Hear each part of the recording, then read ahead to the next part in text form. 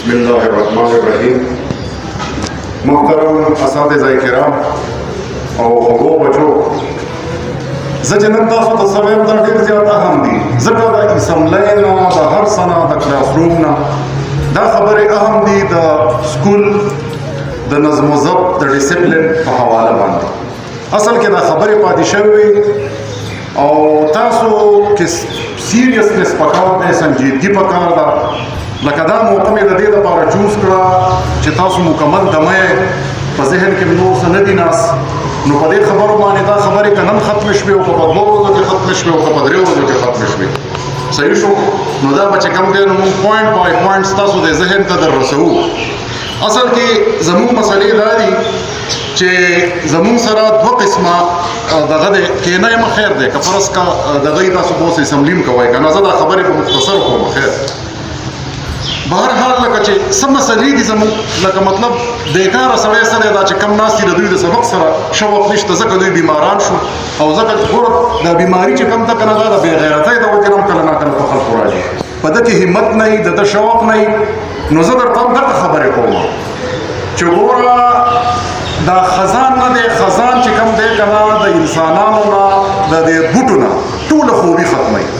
دغه شانتې یو مایند سیټ دی، یو ذهنیت دی، یو سوچ دی چې هغه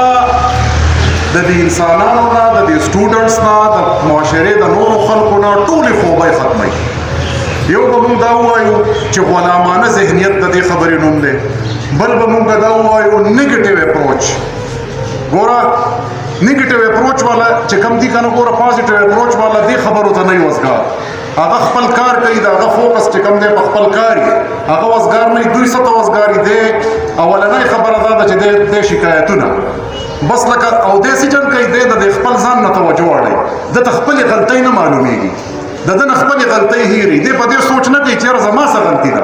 د ده همیشه دپاره نظر چې کم دی د بل په غلطۍ باندې. دا د چا؟ دا د نیګیټیو اپروچ والا خلکو. نو تاسو به مهرباني وکړئ دا نیګیټیو اپروچ به د ځانه ختم کړئ. کله چې ته د بل خلاف شکایت کوې نو دا خبره یاد ساته چې څه چل په تا کې دی، ستا دا نظر چې کم دی که نه د دې بل نه ستا خپل ځان طرف ته ولې نه شفت کېږي. اول خبره چې کم دا نو د ځان طرف ته شفت کړه. نو دا خبرې ډېرې دي، لکه مطلب دا دی چې دا یو پوینټ دی چې لکه کله ته د بل خلاف، یا مثال په طور باندې ته وایې چې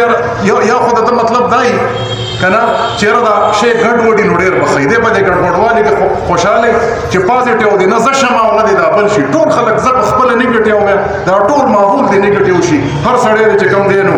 نیګیټیو شي، صحیح ده. نو کانسټنټلی کمپلینینګ دا شی چې کوم دی نو ځان ختمول غواړي. او لکه مطلب دا بهانې، لکه مثال په طور ته بیمار نه او ته وایې چې زه بیمار یم چې چوټي راته میلاو شي، نو دا خبرې چې کوم دي نو دا د یادولو قابل دي. بله یوه خبره دا ده چې دا انقلاب چې په سړي کې راځي که نه، دا د بهر نه راځي، دا د انسان په اندرون کې راځي، د ده په سوچ او فکر کې راځي. ګوره سوچ او فکر چې کوم دی هغه بدلول غواړي، آیډیاز باندې فوکس کول غواړي. لکه موږ هر څه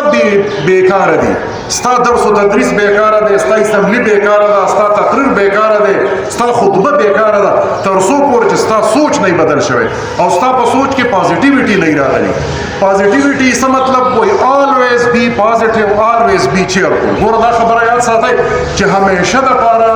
پازیټیو اوسېږه، همیشه دپاره خوشحاله اوسېږه. ما تاسو ته دا ویلو چې پازیټیو خلک همیشه دپاره حشاش پشاشي. بل د اقبال یو شعر دی، د دې درته لږه تشریح کوم چې آزاد کا ایک آن ہے محکوم کا ایک سال، کس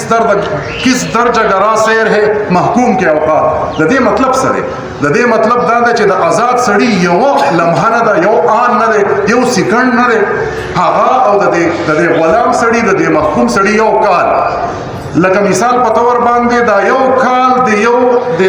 آزاد سړي ته چې کوم دی نو یوه لمحه ښکاري دونه. ګوره کم ټیچر چې په دې خپل